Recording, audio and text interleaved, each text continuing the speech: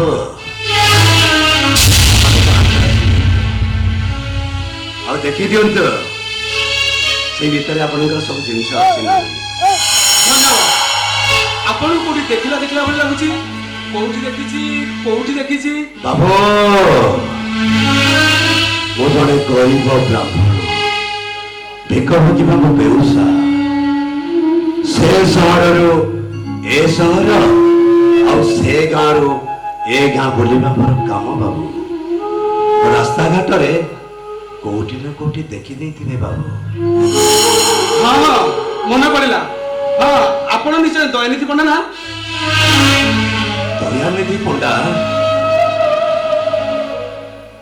ହଁ ହଁ ଆପଣ ଦୟାନିଧି ପଣ୍ଡା ମତେ କିଡିନ୍ ଦେଇ ବଞ୍ଚିଛନ୍ତି ବିଚିତ୍ର ସଂଯୋଗ ଯେ ଆପଣ ବାରମ୍ବାର ମତେ ବିପଦରୁ ରକ୍ଷା କରୁଛନ୍ତି ତା ମାନେ ଆପଣ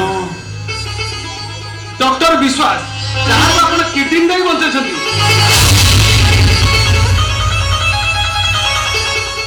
ଆରେ ଆରେ ଆରେ ଆରେ ଆରେ ସେଇ ଯୋଗୁ କୋଉଠି ଦେଖିଲା ଦେଖିଲା ପରି ଲାଗୁଛି ଆପଣ ଏତେ ଉଦାର ହୋଇ ମୋ ଜୀବନ ବଞ୍ଚେଇଲେ ହେଲେ ଥରୁଟିଏ ହେଲେ ଆପଣ ମତେ ଦେଖା କରିବାକୁ ଆସିଲେନି ମୁଁ ମରିଲି କି ବଞ୍ଚିଲି ବୋଲି ହେଲେ ବାବୁ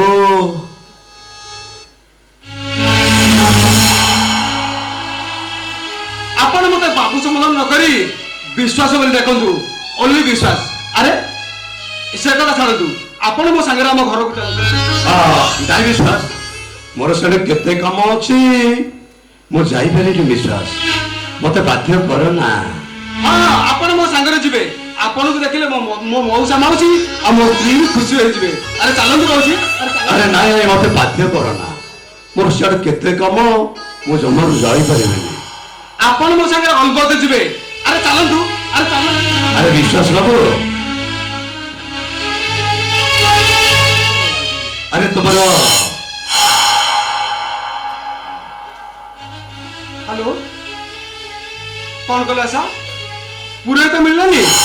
मते पूरे तो लेके ଯିବାକୁ ପଡିବ ओ माय गॉड ଆରେ ବିଶ୍ୱାସ ତମେ ଏମିତି ବ୍ୟସ୍ତ ହୋଇ ପଡିଲ ଯେ ପିଲାଟି ହୋଇଥିଲା ତାଙ୍କ ବାପା ମା ଚାଲି ଗଲେ ତାଙ୍କ ଘରର ଚାକର ମୋ ସ୍ତ୍ରୀ କୁ ଛୋଟରୁ ବଡ କରିଥିଲେ ହେଲେ ଆଜି ହେଉଛି ତାଙ୍କର ଶ୍ରାଦ୍ଧ ଦିବସ ମୋ ସ୍ତ୍ରୀ ଆଶା ଆଉ ମୁଁ ତାଙ୍କ ଶ୍ରାଦ୍ଧ ପକେଇବାକୁ ଚାହୁଁଛୁ ହେଲେ ବ୍ରାହ୍ମଣ ମିଳୁନାହାନ୍ତି ଆରେ ବିଶ୍ୱାସ ମୁଁ ପରା ଜଣେ ବ୍ରାହ୍ମଣ ମୁଁ ବି ଶ୍ରାଦ୍ଧ ପକେଇ ପାରିବି ଘର ପ୍ରତିଷ୍ଠା କରିପାରିବି ଆପଣ ମୋ ସାଙ୍ଗରେ ଯିବେ ନିଶ୍ଚୟ ଯିବି ତମ ଦେବୀ ପ୍ରତିମା ସ୍ତ୍ରୀକି ଦେଖିବା ପାଇଁ ଜାଣିଛ ବିଶ୍ୱାସ ଆରେ ଏ ଯୁଗରେ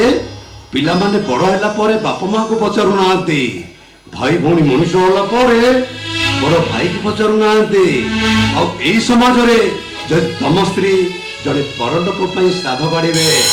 ମୁଁ ଯିବି ବିଶ୍ୱାସ ତମ ଦେବୀ ପ୍ରତିମା ସ୍ତ୍ରୀକି ଦେଖିବା ପାଇଁ ଯିବି ଆଉ ତମ ଘରର